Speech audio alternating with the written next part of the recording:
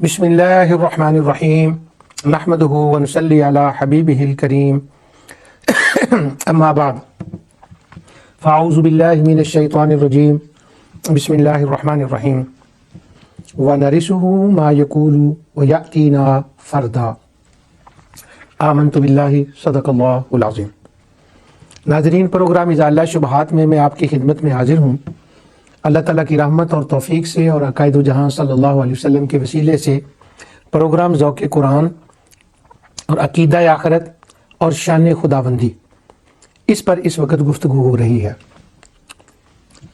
جہاں قرآن کریم میں عقیدہ آخرت کا بیان آیا ہے، ان رکوعوں میں، ان صورتوں میں، ان آیات میں عقیدہ آخرت کے مختلف مراحل کا ذکر ہوتا ہے، قبر سے اٹھنے سے لے کر اللہ تعالیٰ کے حضور جانا اور حساب کتاب اور وہ ساری باتیں۔ بہت سے مضامین وہاں ہوتے ہیں، لیکن میں ان تمام مضامین سے صرف ایک مضمون کو لے کر آپ کے سامنے بیان کر رہا ہوں، اور وہ ذرا ریئر ہے۔ وہ یہ کہ آخرت پر ایمان لانا، اس کا معنی کیا ہے؟ اس کا معنی یہ ہے کہ اللہ سبحانہ و تعالی اس کائنات کا اعادہ فرمائے گا، ہم نے اسی کی طرف جانا ہے، رجوع کرنا ہے، وہ فیصلہ فرمائے گا، اور وہ علیم ہے، وہ ایک ایک بات کو جانتا ہے، اور ایک عدالت عظمیٰ وہ قائم فرمائے گا جو اصلی صحیح عدالت ہوگی۔ اس عدالت کا نقشہ قرآن کریم میں جگہ جگہ بیان ہوا ہے، چھوٹی صورتوں میں، بڑی صورتوں میں، اور اس کے اندر انڈر لائن اور بین سطور جو بات ہے وہ یہ ہے کہ اس وقت کی جو کمیونٹی تھی وہ اللہ تعالیٰ کی اس شان کی قائل نہیں تھی، وہ اللہ تعالیٰ کی قدرت کی قائل نہیں تھی، اور اس کے ساتھ وہ ایک یہ بھی بہتر فیل کرتے تھے کہ اگر اللہ یہ کر نہ سکے، وہ نہ کرے، قیامت نہ ہو، تو ہماری کوئی اکاؤنٹیبلٹی بھی نہ ہوگی۔ یہ ان کا ایک طبی خیال تھا۔ تو انکار قیامت اور آخرت کا انکار کفار و مشرکین کا نوح علیہ السلام سے لے کر نبی کریم صلی اللہ علیہ وسلم کے زمانہ مبارکہ تک، اور اس کے بعد ان لوگوں کی فکر، نظریہ، عقیدہ جو ہمارے کمیونٹی کے ممبر نہیں ہیں، ان کا آج بھی یہی ہے، اور وہ دو پہلو ہیں اس کا، ایک اعتقادی اور ایک طبی۔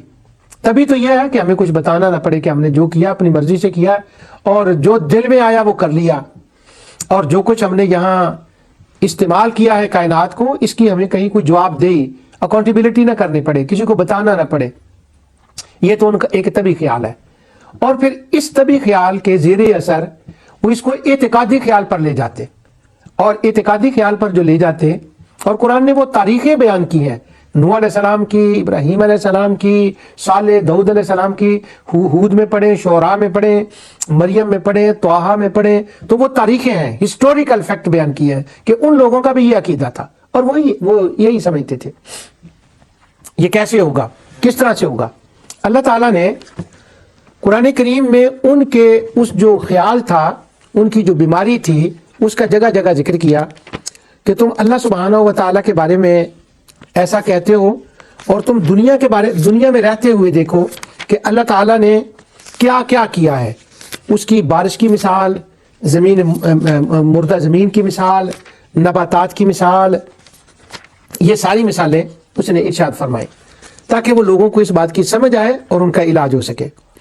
سورہ نحل کی ایک آیت ہے، وَاللَّهُ أَنزَلَ مِنَ السَّمَاءِ مَاءً فَأَحْيَا بِهِ الْأَرْضَ بَعْدَ مَوْتِهَا ان فی ذلک لآیۃ لقوم یسمعون۔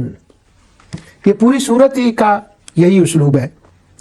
اللہ تعالیٰ نے آسمان سے پانی برسا کر اس سے زمین کو اس کی موت کے بعد زندہ کر دیتا ہے۔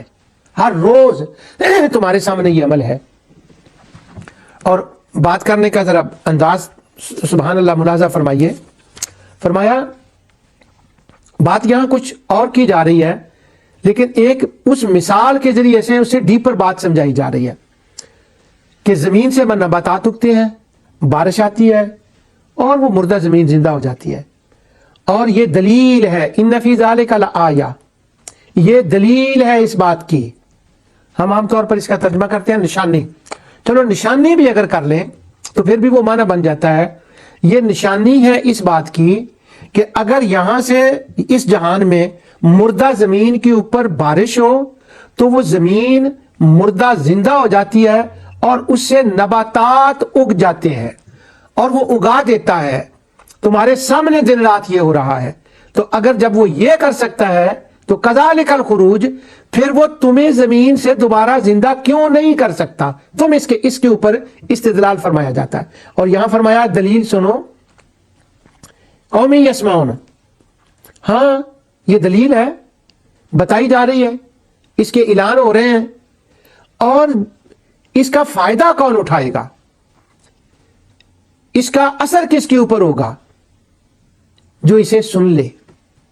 اور سننے کا معنی یہاں فقط سننا نہیں ہے، یعنی سننے کے بعد اس کے اوپر جب غور و فکر کرے.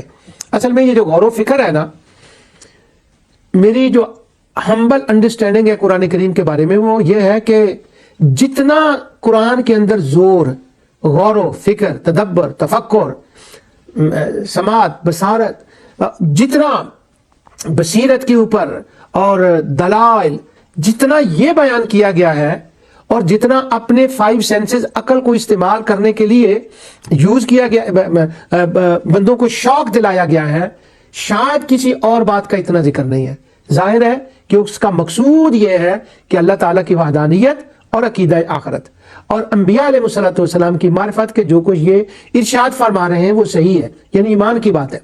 سنا تم نے، غور کیا تم نے، یہ ارشاد فرمایا. یسمعون کا مطلب یہاں غور کرنا ہے. کیا غور کرنا ہے؟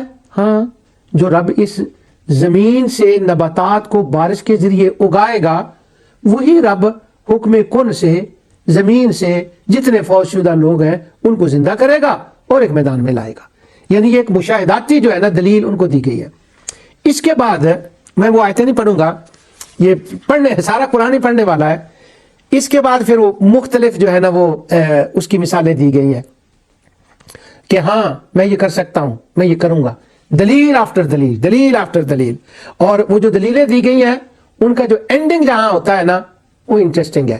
کہیں فرمایا گیا ہے، مثلا آیت ختم ہوتی ہے، اچھا یہ دلیل ہے، میں یہ کر سکتا ہوں، میں یہ کر سکتا ہوں، یہ میں عرض کر رہا ہوں، یعنی میں کر سکتا ہوں، یہ میں کر سکتا ہوں اور یہ میں کروں گا، یعنی یہ واقعہ بھی ہوگا اور یہ میری قدرت میں بھی ہے. اور پھر اس قدرت کی جو مشاہدہ ہے وہ یہاں کرایا گیا. جب وہ مشاہدہ یہاں کرایا گیا تو ہر آیت کے بعد پوری صورت میں اسی طرح آتا ہے، ان فی ذالک لآیۃ لقوم یتفکرون. تم کہتے ہو دلیل کدھر ہے کہ اللہ ایسا کر سکتا ہے، کرے گا. یہ دلیل ہے جو میں نے بیان کر دی، لیکن سمجھ دلیل کیسے آئے گی؟ اگر تھوڑا سا غور و فکر کرو گے. پھر اس کے بعد اگلی آیت ہے، وہاں ایک اس کائنات جہان کی دلیل دی، انسان کی عمر کی دلیل دی، اس کی تخلیق کی دلیل دی.